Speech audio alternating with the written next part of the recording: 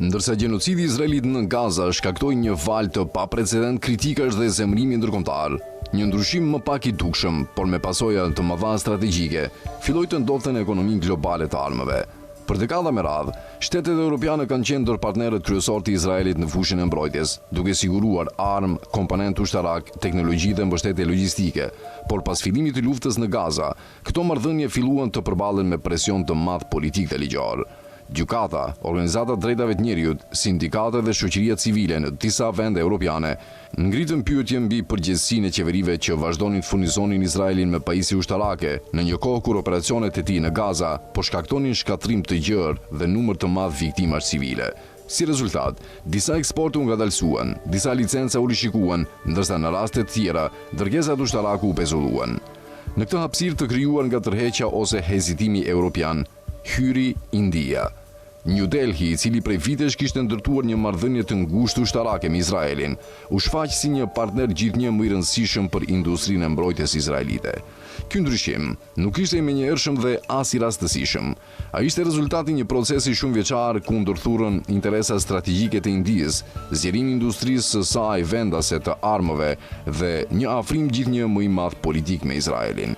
Deri në fund vitit 2023, përmasat e luftës në Gaza e bën gjithnjë më të vështirë për shumë qeveri europiane që të vazhdonin eksportet ushtarake pa u përballur me pasojat ligjore dhe politike.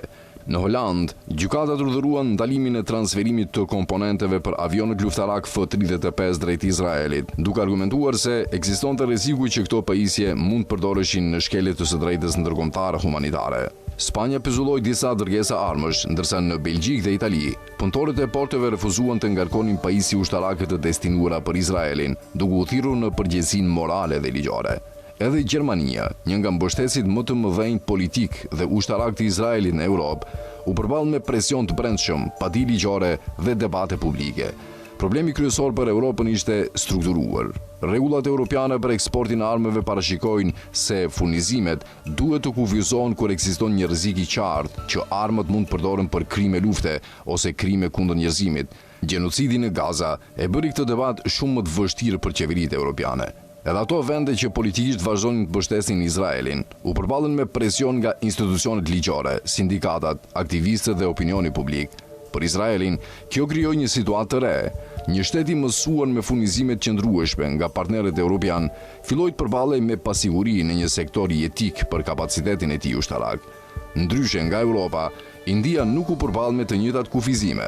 Vendi nuk ka një sistem të eksporteve ushtarake të lidhur me mekanizma të fortë ligjor për drejtat e njerëzit dhe vendimet për shitjen ose transferimin e armëve mbeten kryesisht në kontrollin e ekzekutivit. Mbikëqyrja parlamentare është e kufizuar, ndërsa ndërhyrjet gjyqësore në çështjet e mbrojtjes janë të rralla. Për më tepër, debatet publike mbi eksportet ushtarake shpesh mbulon nga narrativa e sigurisë kombëtare dhe interesave strategjike. Por faktori më rëndësishëm është se India ishte përgatitur prej vitesh për luajtur një rol më të madh në industrinë globale të armëve.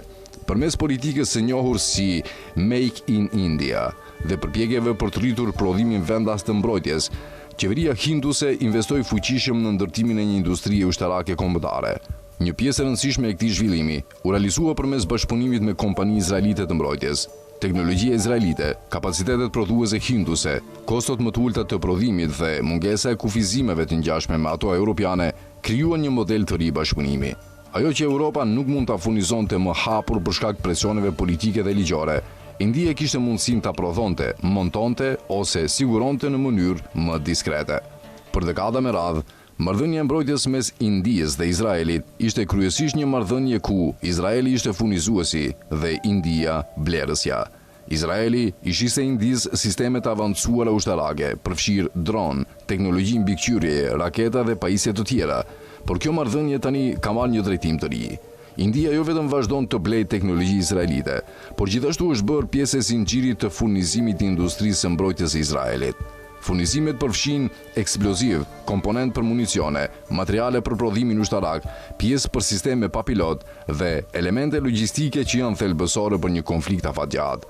këto lloj furnizimesh zakonisht marrin më pak vëmendje se sa avionet luftarak ose raketat, por në praktik janë ndër elementet më të rëndësishme të çdo fushate ushtarake.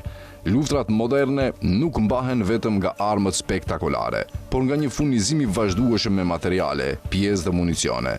Në këtë kuptim, ndërsa kanalet europiane të furnizimit u vunë në presion, kanalet hinduse mbeten të hapura.